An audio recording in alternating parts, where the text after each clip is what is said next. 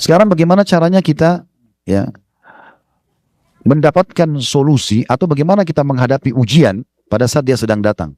Tipsnya seperti apa? Sebutkan di dalam ayat Al-Quran surah Al-Imran surah nomor 3 ayat 177, Wallahu yuhibbus sabirin. Allah sangat cinta dengan orang-orang, hadits Nabi.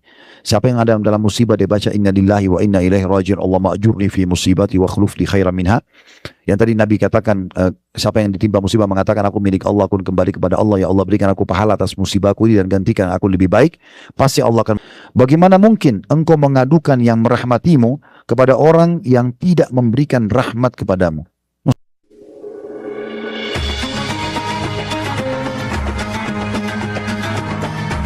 Yang subscribe, semoga hidup kaya raya, mati masuk surga. Subhanallah, hadits ini bertahun-tahun saya renungi, gimana cara memahaminya ya.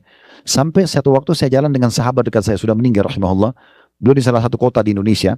Saya juga nggak usah sebutkan kota, saya juga nggak sebutin namanya, tapi saya pernah ada tablik akbar di kota beliau.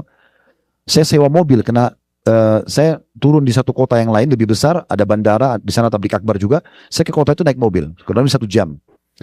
Waktu mau kembali ke kota yang ada tablik akbar awal dan di sana dengan tiket pesawat saya, dia bilang, saya mau ikut ke kota itu. Saya bilang, baik silakan. Selama ini saya tahu anaknya Masya Allah, tidak pernah ketinggalan saat pertama sholat, ya orangnya baik banget. Tapi memang satu pertanyaan saya, dari kami masih bujang, dulu berteman sampai sudah punya anak, itu kok orang ini belum dibukain rezeki ya? Maksudnya di antara teman-teman semua Masya Allah dibukain. Orang ini dia masih bekerja, istri juga masih bekerja, kadang-kadang jual-jual makanan, laku ada yang tidak laku gitu ya. Apa rahasianya? Kenapa Allah belum bukain pintu rezeki yang luas orang ini? Sementara saya di depan mata teman-teman saya semua dibukain pintu rezeki. Waktu jalan dari kotanya beliau ke kota yang satu tadi, di tengah jalan subhanallah Allah perlihatkan kepada saya jawabannya. Kami naik mobil itu saya sewa mobil, seingat saya Avanza waktu itu. Kita sewa, mobil ini lagi jalan, saya duduk di depan, saya duduk di belakang, saya duduk di depan sama supir. Nah, ada satu mobil ugal-ugalan Bapak Ibu sekalian, jalan dengan cepatnya, lewat di sebelah kami, saking kencangnya sampai mobil ini goyang gitu. Dia jalan mobil itu, saya lihat, oh ya sudahlah, ini saya anggap itu ujian. Untuk apa orang ugal-ugalan kita mau ikutin? Karena orang kadang-kadang kalau tidak diikuti dengan keimanan, mungkin dia anggap dia ditantang, dia balap mobil, dia kejar. Itu untuk apa jadi ugal-ugalan begitu, nggak penting.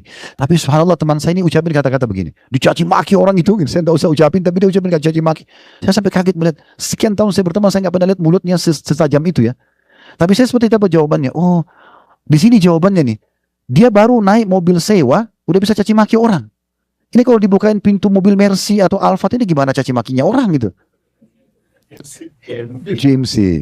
Tapi kita di Indonesia GMC belum masuk. Masih build up kalau Indonesia.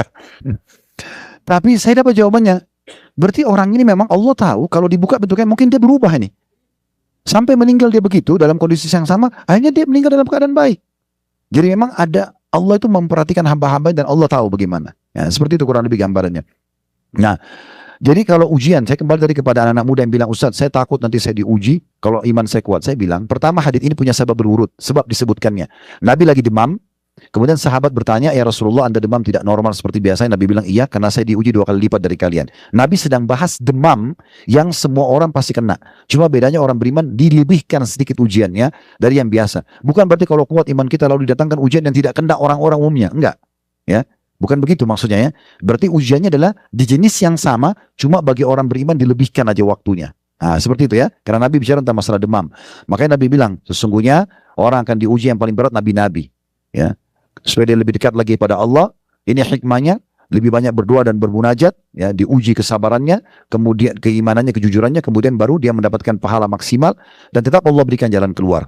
Lalu sesuai dengan urutan imannya seseorang. Nah, seperti itu. Bapak Ibu sekalian, orang-orang beriman memang punya standarisasi, ya. Standarisasinya itu adalah hadits Nabi SAW, ajaban di amri mu'min, sungguh mengagumkan perkara orang-orang beriman, inna amrahu kullahu khair, semua perkara hidupnya baik kalau orang-orang beriman. Walaysa dzaka li ahadin illa li mu'min, dan itu tidak dimiliki kecuali oleh orang-orang beriman. In asabathu sarra syakar, kalau diberikan nikmat dia bersyukur, fakana khairan lah, dan itu baik buat dia. Wa in asabathu darra sabar, fakana khairan lah. Kalau dia diberikan ujian maka dia bersabar, dan itu lebih baik buat dia. Ya, dan ini tidak dimiliki kecuali orang-orang beriman. Kemarin di Madinah sempat saya singgung hadits ini dan saya bilang, masih ingat ya, levelnya orang-orang Bapak Ibu sekalian yang di kalangan manusia yang dalam menghadapi masalah.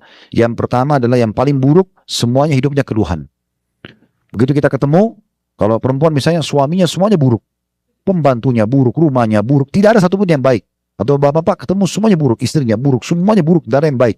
Maka ini orang level yang paling rendah dan ini tidak ada nilainya di sisi Allah SWT. Karena semua bagi dia, nikmat yang sudah ada, pasangan hidupnya, anaknya, rumahnya, pembantunya, semuanya buruk. Ya. Di atasnya, standar adalah yang hadis baru tadi kita sebutkan. Ada nikmat dia bersyukur, ada ujian dia bersabar. Ini standar. Ada level lebih baik daripada itu.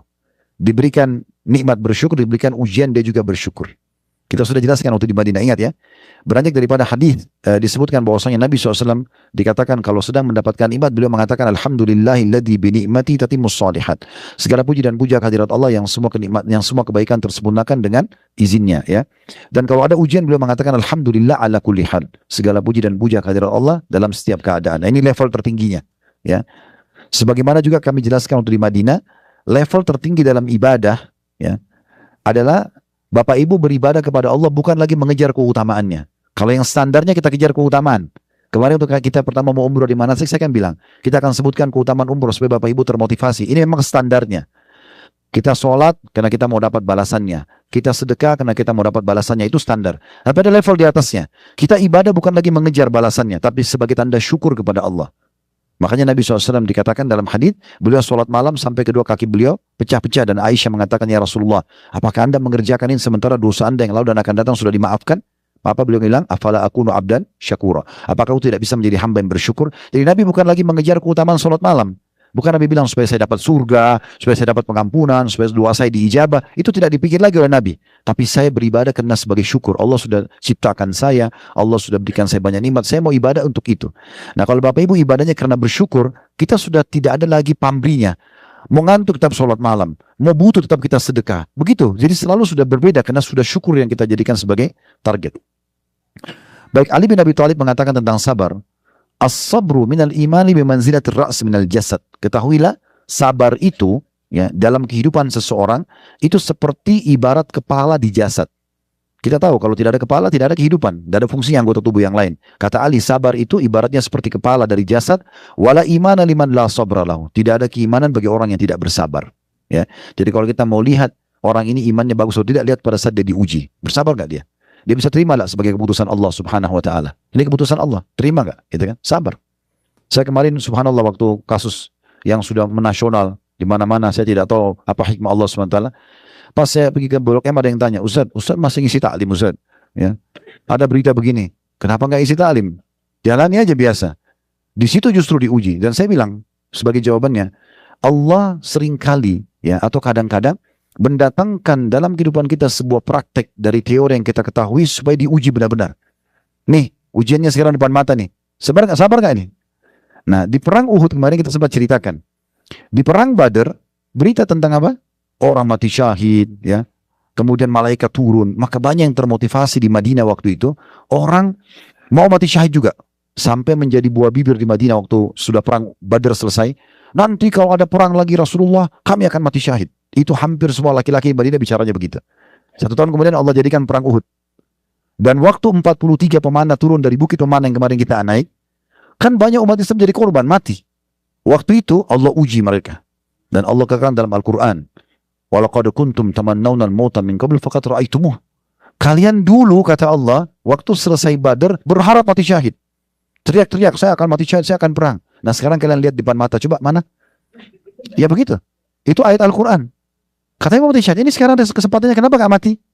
Nah, jadi Allah datangkan ujiannya di lapangan, coba praktikin, benar gak iman kamu?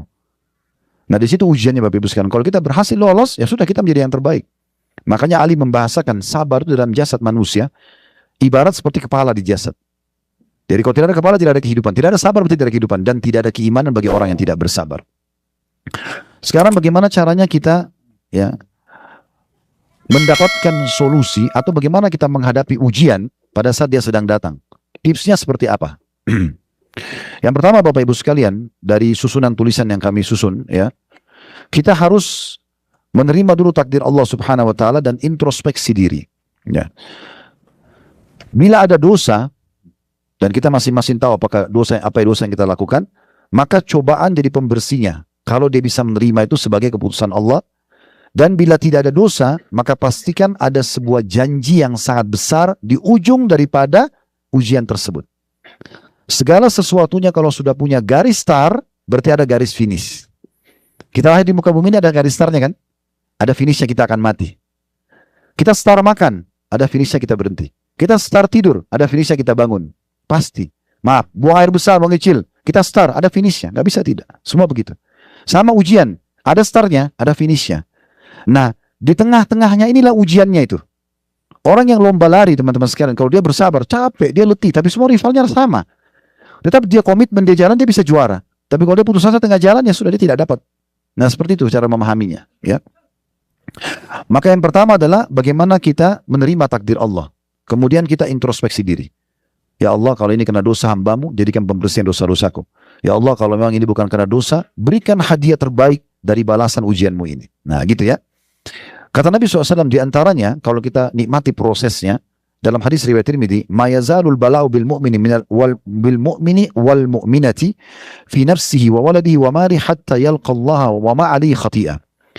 Terus saja seorang mukmin laki-laki dan mukminah perempuan diuji oleh Allah SWT dalam dirinya, anaknya, hartanya, sampai dia bertemu dengan Allah dan tidak ada lagi dosanya.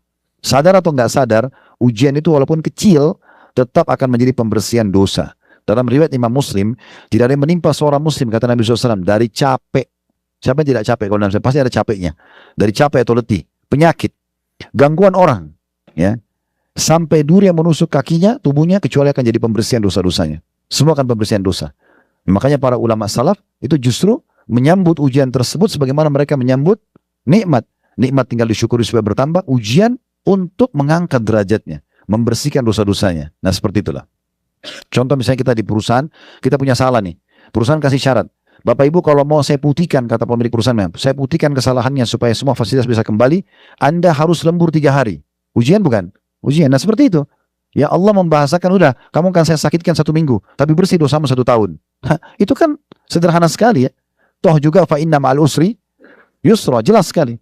Akan ada, sebagaimana start ada, finishnya ada. Kemudian dalam hadis yang lain dari Ummu Ala radhiyallahu anha, beliau mengatakan faqad adani Rasulullah sallallahu alaihi wasallam wa ana maridah. Ummu Ala seorang wanita radhiyallahu anha, beliau mengatakan, satu hari saya sakit dan saya dijenguk oleh Nabi sallallahu alaihi wasallam. Faqala sallallahu alaihi wasallam, ya, abshiri ya ummi Ala, fa inna marad al-muslim yudhibu Allah bihi khatayahu kama tudhibu an-naru khabath adh-dhahabi wal fiddah. Hadis riwayat Tirmidzi atau riwayat Abu Daud. Kata Nabi SAW pada saat menjenguk Ummu Ala, mengatakan, terimalah berita gembira wahai ibunya Ala, sesungguhnya penyakitnya seorang muslim itu akan benar-benar membuat Allah menghilangkan dosa-dosanya sebagaimana api membersihkan karat emas dan juga perak. Jadi semua ujian itu akan menjadi pembersihan dosa-dosa. Dan kita tahu teman-teman, kalau dosa kita diputihkan, ya, kesalahan kita dihapus oleh Allah SWT, maka kita akan mendapatkan minimal 2 manfaat. Yang pertama manfaatnya adalah kita akan selamat dari hukuman penyebab dosa itu. Kan kalau dosa itu kan pelanggaran konsekuensinya hukuman, kan gitu. Hukumannya dihilangkan. Yang kedua, semua fasilitas, nikmat berkurang karena ujian akan diangkat.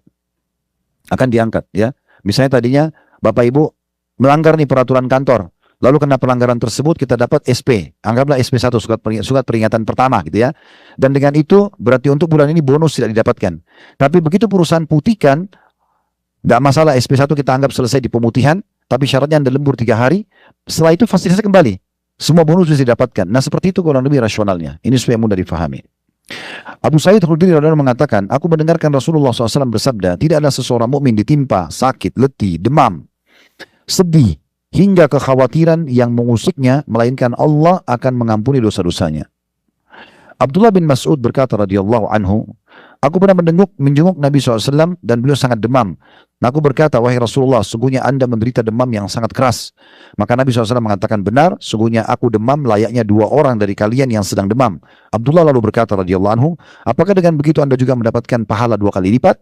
Kata Nabi SAW, iya benar. Dan ketahuilah, tidaklah seseorang mukmin ditimpa sakit dan yang lainnya, melainkan Allah pasti akan menggugurkan dosa-dosanya dengan ujian tersebut, sebagaimana pohon menggugurkan daun-daunnya.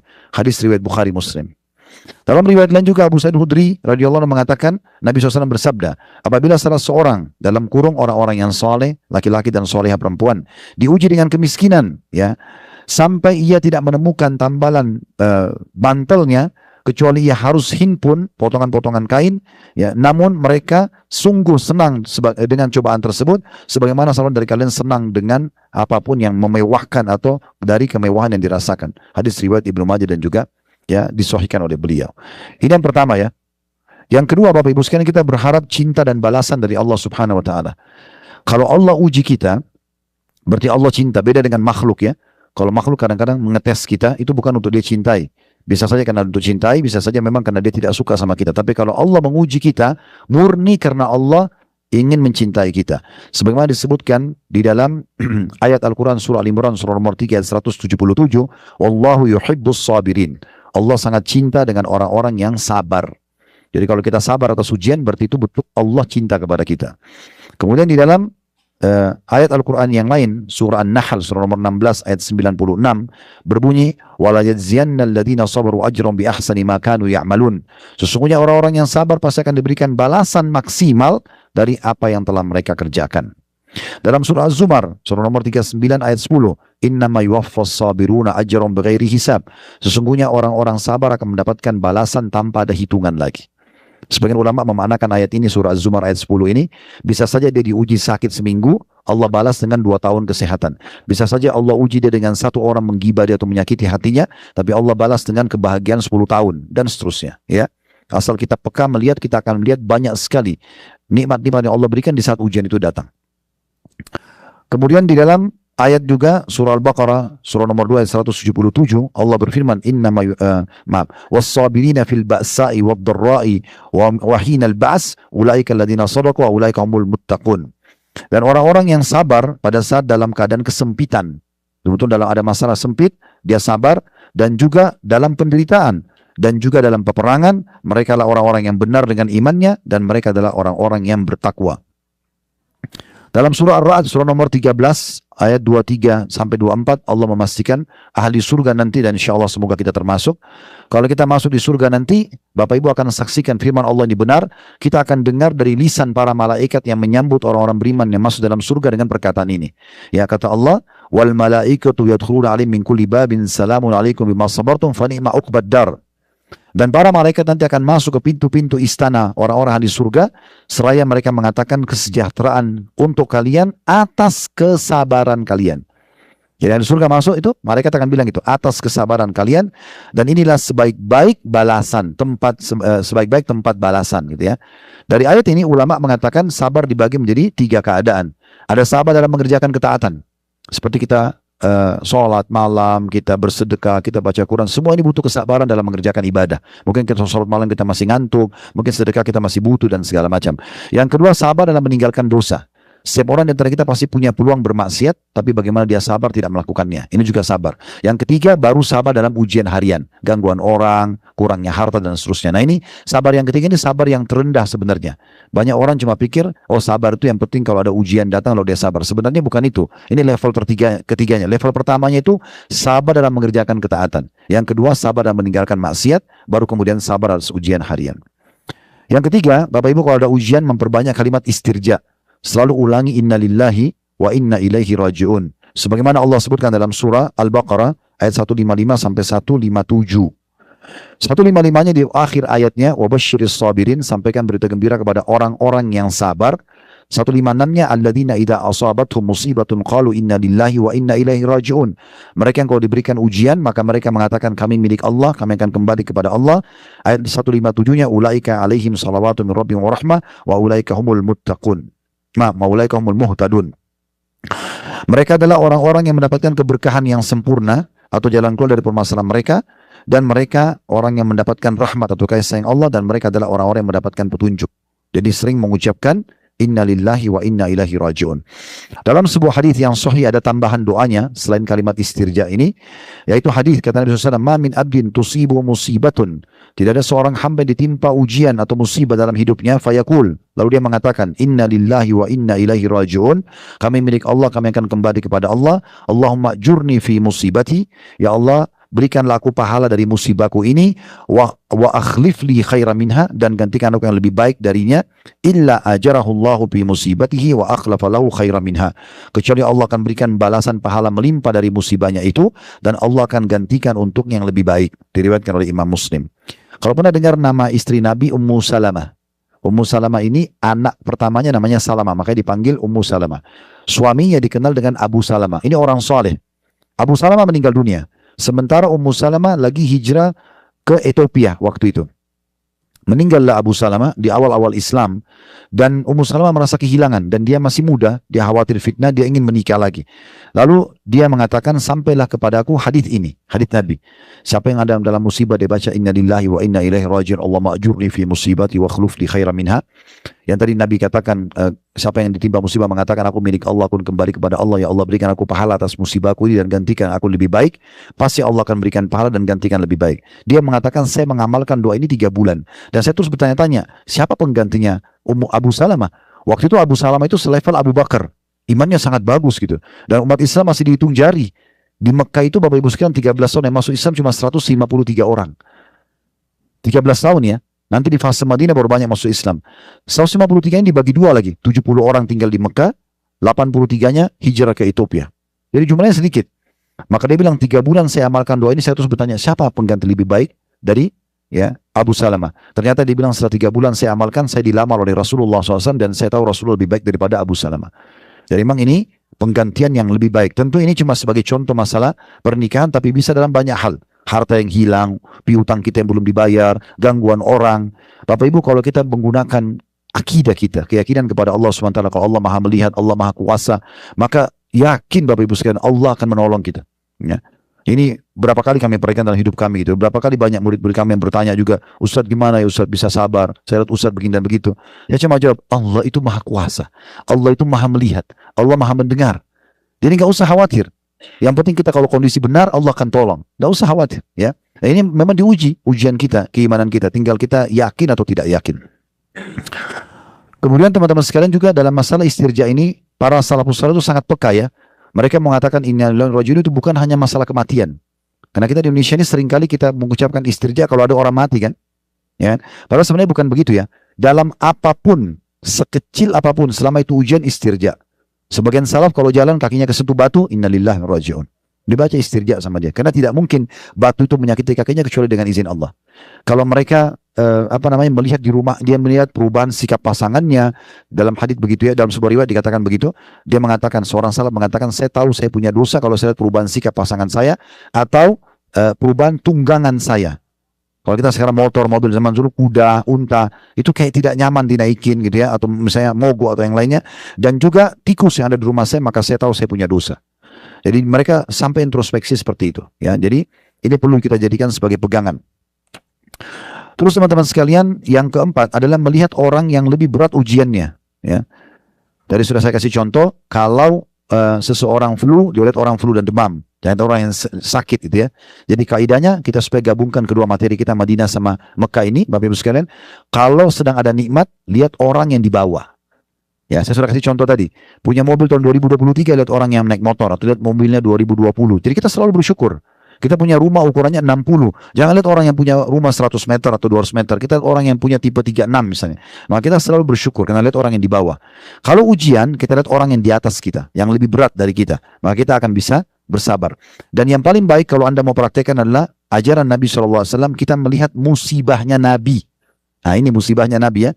Sebagaimana Nabi SAW mengatakan ya, di dalam sebuah hadis yang beliau mengatakan, man azamat musibatuhu, siapa yang merasa betul-betul terbebani dengan musibahnya, falyadhkur musibati, maka segera dia ingat musibah yang menimpahku. Nabi ditimpa musibah, nanti akan kita ceritakan ya. Fa innaha ya sayuhawwinu alaihi musibatuhu, karena itu pasti akan meringankan musibah dia. Diriwayatkan oleh Ibnu Abdul Bar dalam Bahjatul Majalis di halaman 259. Dan ini memang sebuah hal yang perlu kita jadikan sebagai prinsip kita, dan disebutkan tentunya di dalam kisah Nabi Muhammad SAW, musibah pertama dalam hidup beliau itu adalah meninggalnya kedua orang tuanya waktu masih kecil. Beliau sudah jadi yatim pada saat di perut ibunya. 6 bulan meninggal Abdullah ayahnya. Jadi lahir sudah yatim ya. Baru 6 tahun baru bayi sudah dibawa, ibunya titipkan ke Halimah Sa'diyah. Halimah Sa'diyah itu di sini, di Taif ya, di kota Hada ya. Suku Sa'diyah di sini sampai sekarang masih ada. Jadi Nabi SAW waktu masih bayi ditaruh di sini oleh ibunya. Bayangkan bayi pisah sama ibunya. Waktu itu ada tradisi orang-orang Arab, mereka suka menitipkan anaknya pada wanita Badui karena dianggap lebih sehat. Sehingga asinya sehat dan anak itu jadi sehat. Juga untuk menjaga bahasa Arab Fusha. Bahasa Arab asli itu dipakai sama orang-orang Badui.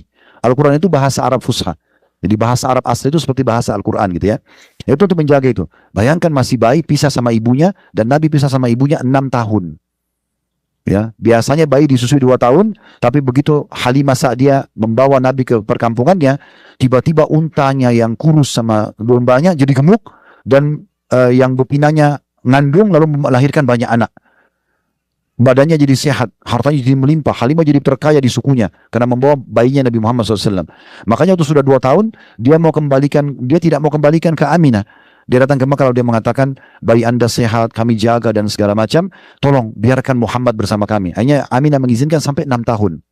Nah, kapan Halimah kembalikan? Waktu dada Nabi sudah dibelah oleh malaikat, lalu Halimah ketakutan, dikembalikanlah kepada Aminah. 6 tahun itu baru ketemu sama ibunya, beberapa hari dibawa ke Madinah, ketemu sama suku Najjar. Itu di Madinah suku ibunya Nabi SAW. Pulang ke Madinah, ke Mekah, di tengah jalan namanya Rabwah, kurang lebih berapa puluh kilometer dari Mekah, itu Aminah meninggal dunia di 6 tahun. Jadi sudah tidak punya ibu dan ayah di umur 6 tahun. Mungkin kita masih punya orang tua sampai sekarang misalnya. Atau ada orang yang meninggal orang tuanya tapi mungkin tidak seperti Nabi. Ini masih di rahim ibu. Dan orang kalau tidak ada ayahnya berarti tidak ada walinya. Tidak ada penopang yang akan menafkahi keluarga, kan begitu. Nah ini ujian. Kemudian Nabi SAW mulai dibesarkan oleh kakeknya.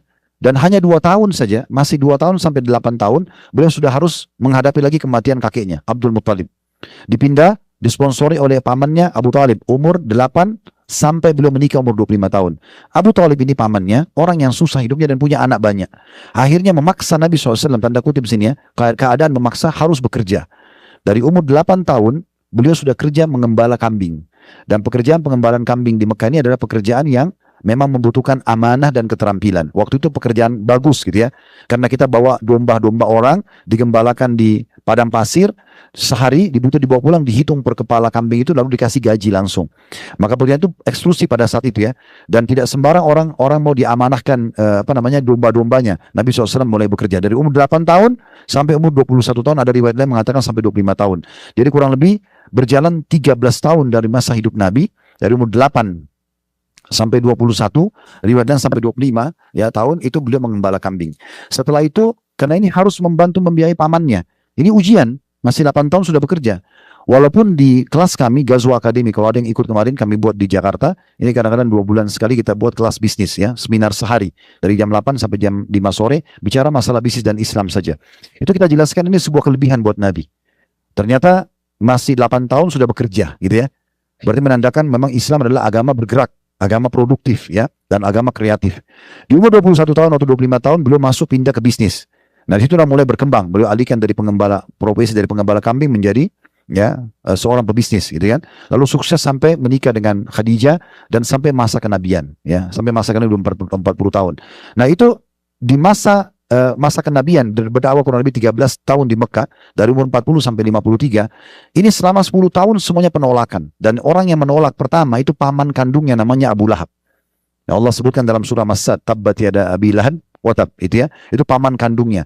Karena ada 4 orang paman Nabi hidup di masa kenabian, 2 beriman, 2 kafir. Yang beriman adalah Hamzah dan Abbas radhiyallahu anhuma, yang kafir adalah Abu Talib dan Abu Lahab. Nah, Abu Lahab ini, Bapak Ibu sekalian, waktu itu anak laki-lakinya menikah dengan anak perempuannya Nabi.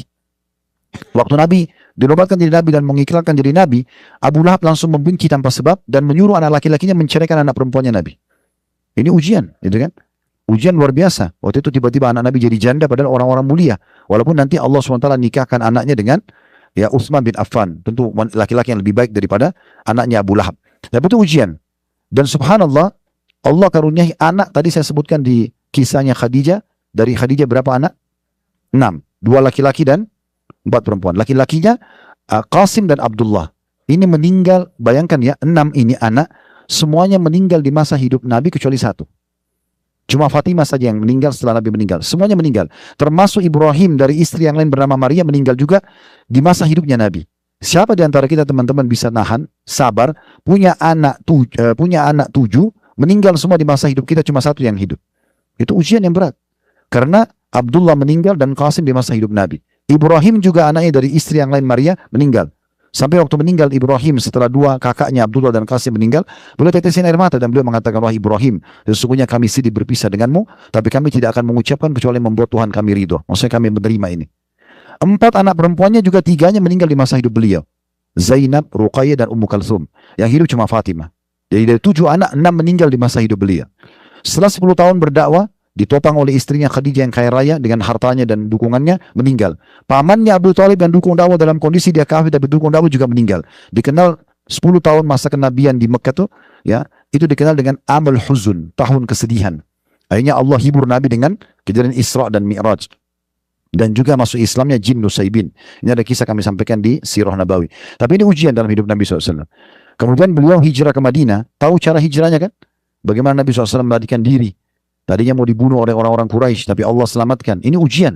Di Mekah itu, sementara beliau tawaf, langsung dicaci maki. Beliau pernah sholat, dituangkan kotoran unta di atas kepala beliau. Pernah sholat, diinjak batang leher Nabi sampai susah bernafas. Gitu kan? Beliau pernah dikeroyokin oleh banyak orang Quraisy yang Abu Bakar datang lalu melawan orang Quraisy dengan pedangnya lalu mengatakan, apakah kalian akan membunuh seseorang yang hanya mengatakan Tuhanku Allah? Ya, jadi begitu ya, banyak sekali ujiannya. Sampai beliau hijrah ke Madinah, harus sembunyi di Gar Thur, ya, Gua Thur. Tadi kan kita ke Jabal Nur ya. Ada gua yang lain, lawan arahnya Madinah. Beliau sembunyi 3 hari di sana, ya, untuk menyelamatkan diri. Setelah tiba di Madinah, sudah punya kerajaan, ya.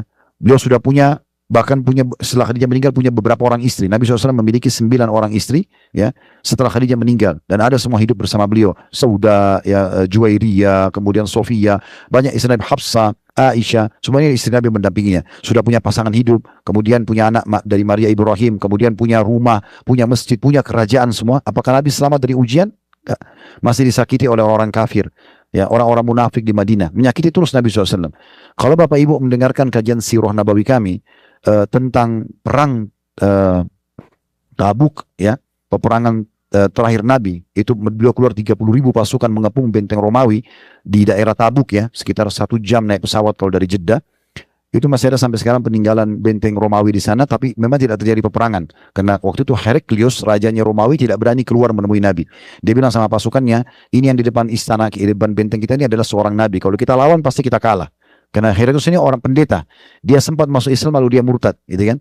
Maka tidak jadi perang antara Muslim Nabi sama orang-orang Nasrani, tapi para ulama mengatakan perang Tabuk adalah peperangan sebenarnya antara muslimin sama orang-orang munafik. Di tengah jalan sementara pulang ke Madinah, orang munafik buat masalah terus di perang Tabuk itu. Ya, ada sumber mata air, Nabi bilang, jangan ada yang sentuh ya, tunggu saya datang. Sumber air itu kalau Nabi sentuh, Nabi doakan akan bermanfaat bagi seluruh muka bumi ini. Orang munafik datang sengaja ngambil air mengganggu itu, sehingga mata air itu berkurang. Ya. Kemudian waktu unta Nabi hilang, Nabi bilang, coba cari unta saya. Ada orang munafik bilang apa? Ini aja yang mengaku Nabi, untanya aja hilang, dia nggak tahu. Padahal Nabi itu tuh raja, ya kan? Maka Nabi bilang, kenapa ya ada orang di antara kalian, untaku hilang, lalu aku mengatakan carilah, dia mengatakan ini kayak mengaku sebagai Nabi. Ya, sementara unta saja hilang dia tidak tahu. Maka Nabi mengatakan, ketahuilah aku adalah manusia biasa, dan sekarang Allah sampaikan wahyu kepadaku kalau untaku ada di lembah ini dan itu, terikat tali kekangannya di pohon, satu pohon, ambillah, dan ditemukan di sana. Di Madinah banyak sekali mereka sakitin Nabi SAW, banyak sekali. Tentang Nabi ajak perang Khandaq, ya, perang Ahzab, terus mereka mengatakan, Nabi bilang kita akan menang, kita akan kuasai Romawi, kita akan kuasai. Orang munafik bilang apa? Ini Muhammad sudah gila, mana bisa kita menguasai Romawi sementara kita sendiri, ya, masih di sini kondisinya. Maksudnya kita ketakutan di sini kalau dikatakan kita akan menguasai Romawi. Jadi mereka suka menyakiti Nabi SAW. Jadi banyak sekali. Nah, ini semua ujian-ujian dalam hidup Nabi alaihi salatu wassalam, ya. Jadi kalau kita mengingat musibah Nabi SAW, kita akan lihat musibah kita jadi kecil, ya. Ada ulama yang mengatakan karena memang kita bisa ambil pelajaran Nabi aja diuji, apalagi kita bisa juga memang secara letterlet. Kalau kita mulai mengenang kisah kayak tadi, hanya mengenangnya saja maka sudah cukup membuat musibah kita jadi kecil. Kemudian teman-teman sekalian, yang kelima, ya, ini ada 6 tips dari kami, ya. Yang kelima adalah yakin akan ada solusi. Saya sudah bilang tadi kalau ada garis start, ada finishnya, ya. Tinggal bagaimana kita menikmati prosesnya. Kita menikmati prosesnya, ya. Dan ini teman-teman sekalian, kita tidak perlu mengikuti sesuatu dengan keraguan, karena pondasi agama kita adalah keyakinan. Bapak Ibu, yang membuat maksimal pahala kita dapat kalau Anda yakin sama Allah. Misal contoh, saya umroh, keutamanya Ustaz sudah sebut, bisa menghilangkan kefakiran, bisa membersihkan dosa-dosa, dan segala macam, dapat pahala ini dan itu. Kalau tawaf dapat pahala pembersihan dosa, sholat di belakang makam Ibrahim seperti bebasin seorang budak dari anak Ismail, sa'i bisa dapat 70 pembebasan anak Ismail, ya. Semua itu yakin akan didapatkan. Sebagaimana kita yakin orang-orang kafir, orang munafik akan dihukum. Maka ini pondasi kita. Saya sampai buat Bapak Ibu sekalian tablik akbar khusus waktu itu di kota Makassar, judulnya Saudaraku, inilah pondasi agamamu. Saya bahas masalah keyakinan teman-teman sekalian. Saya sarankan nanti Bapak Ibu masih di sini ya. Nanti sebentar pulang bisa klik logo kami Khalid Basalamah Official yang 3 juta sekian itu. Karena banyak orang menyerupai logo kami, cuma followernya tidak sebanyak itu. Jadi supaya nggak salah ya. Klik kemudian cari di playlist, cari judul Saudaraku, inilah pondasi agamamu. Itu saya bicara 2 jam lebih masalah keyakinan. Bapak Ibu akan bisa lebih banyak belajar dari situ insya Allah bagaimana memang kita harus yakin dengan janji Allah Subhanahu Wa Taala, dan ini akan menenangkan hati kita. Kemudian yang terakhir, yang keenam adalah kita yakin teman-teman sekalian dengan janji Allah Subhanahu Wa Taala, fa inna ma'al usri yusra, di setiap kesulitan maka ada kemudahan, dan inna ma'al usri yusra, pasti setiap kesulitan ada kemudahan. Dan Nabi SAW mengatakan la yagliba usrun yusrain, tidak mungkin satu kesulitan bisa mengalahkan 2 kemudahan. Karena dalam ayat ini Allah ulangi 2 kali kemudahan. Sekarang kita tutup teman-teman sekalian dengan sedikit saja perkataan salaf ya. Ada mungkin 2 atau 3 saja perkataan salaf supaya kita lihat bagaimana mereka berpegang pada ya poin-poin yang kita sudah sampaikan tadi. Yang pertama perkataan sahabat Abu Darda radhiyallahu anhu, beliau mengatakan, apabila Allah menetapkan satu takdir ya, keputusan, maka yang paling dicintai adalah meridhoi takdirnya. Misalnya kita sakit, kita diuji apa, kita harus tahu ini ujian, dan ujian pasti nggak enak, ya. Jadi nggak ada ujian enak itu. Enak itu nikmat berarti. Kalau ujian namanya pasti nggak enak. Nah, kita ridho dulu dengan itu. Oh, Allah lagi uji saya. Tinggal kita pikirkan jalan keluarnya, ya. Kemudian yang kedua, perkataan Fudail bin Iyad rahimahullah.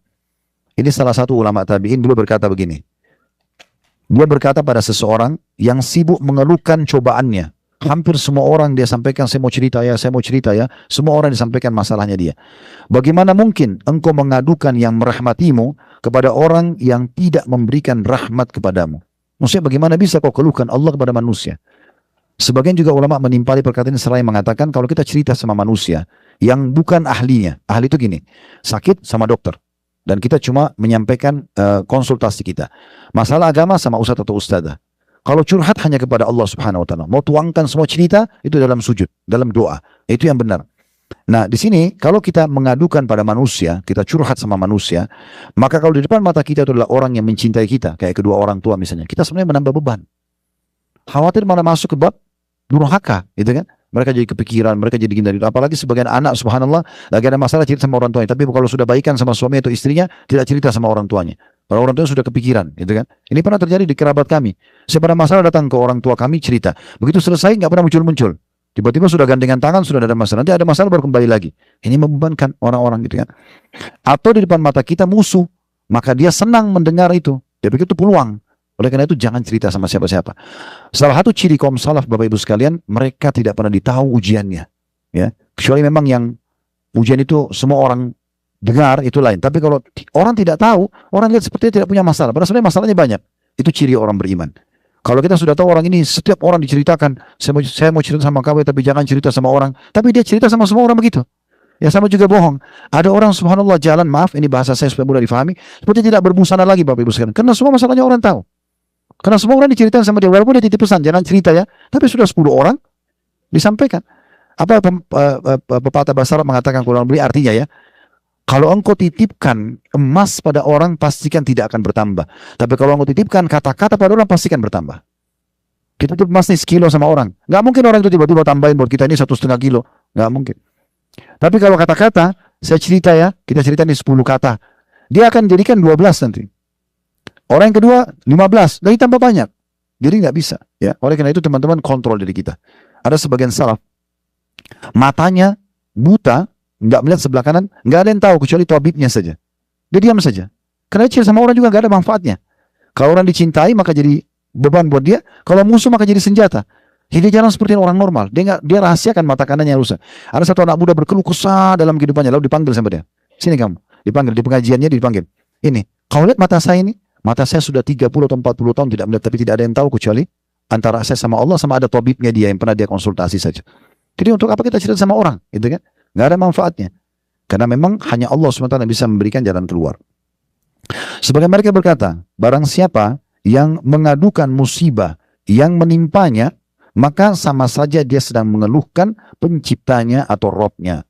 Ini menandakan dia mengeluh kepada manusia ya, tidak akan memberikan jalan keluar. Seakan-akan mengatakan, coba lihat nih, Allah jahat sama saya, Allah uji saya. Seperti itu kalau dia mengeluh sama manusia. Oleh karena itu curhatnya hanya kepada Allah SWT. Kalau konsultasi nggak ada masalah. Saya cuma berbagi saja. Konsultasi itu gini ya. Misal kita lagi sakit, kita bilang sama dokter, dok, kepala saya sakit sudah 2 hari. Apa obatnya? Itu konsul. Tapi kalau dok, saya cerita dulu ya dok, saya sudah 1 bulan ini nggak pernah sakit sih, gitu kan? Ya. Kemudian saya minggu lalu juga masih jalan-jalan sama keluarga saya. Nah, baru 2 hari lalu. Ini curhat namanya. Kalau datang ke Ustadz biasa gitu ya. Kalau datang kepada kami, Ustadz, kalau konsultasi gini, Ustadz, suami saya ucapin kalimat talak dalam keadaan emosi, jatuh nggak? Itu konsultasi. Kalau Ustadz, saya cerita dulu Ustadz ya. Saya sudah 10 tahun nikah nggak apa-apa sih. Gitu. Terus mulailah masuk kenangan-kenangan suka dukanya, baru masuk masalah kalimat tolak ya. Ini masalah ini ya. Jadi curhat hanya kepada Allah saja. Mau paling aman begitu hadapi musibah, coba wudu. Ini tips sederhana ya sebagai penutup. Coba wudu, sholat taubat 2 rakaat, jangan angkat kepala dari sujud kecuali sudah tuangkan semua. Coba tuangkan. Ya Allah begini, ya Allah begitu, ya Allah begini. Kuatkan hamba, memudahkan. Ya Allah kalau ini dosa, jadikan pembersihan dosa. Kalau ini murni ujian, berikan hambamu jalan keluarnya, pertolongan, tinggikan derajatku. Kita begitu. Selalu keluhkan, maka itu adalah solusi yang terbaik ya, karena memang Allah SWT yang hanya bisa memberikan kita jalan keluar. Allahu a'lam. Kalau ada benar dari Allah silakan diambil dan diamalkan. Kalau salah dari saya mohon dimaafkan dan saya istighfar kepada Allah Subhanahu wa taala. Subhanakallahumma bihamdika asyhadu an la ilaha illa anta astaghfiruka wa atubu ilaik. Wassalamualaikum warahmatullahi wabarakatuh.